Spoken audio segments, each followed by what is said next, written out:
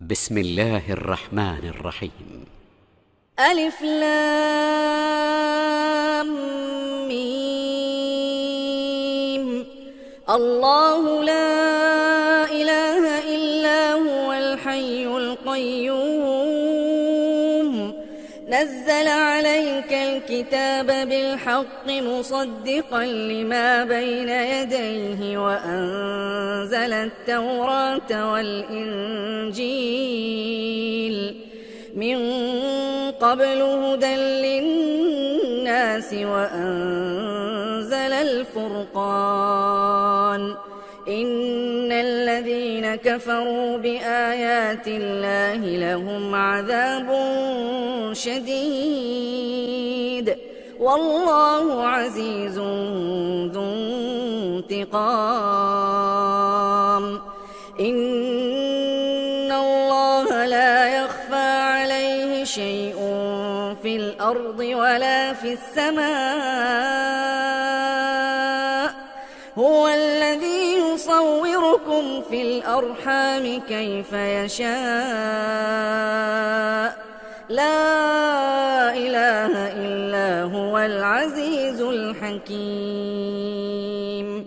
هو الذي أنزل عليك الكتاب منه آيات محكمات هن أم الكتاب وأخر متشابهات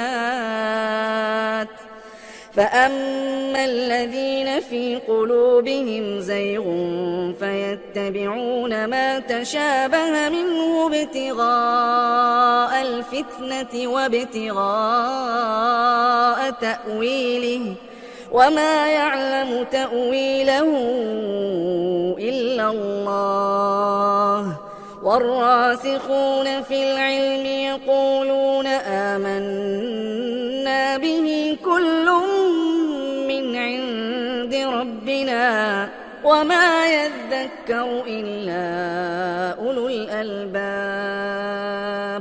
ربنا لا تزغ قلوبنا بعد إذ هديتنا وهب لنا من لدنك رحمة إنك أنت الوهاب.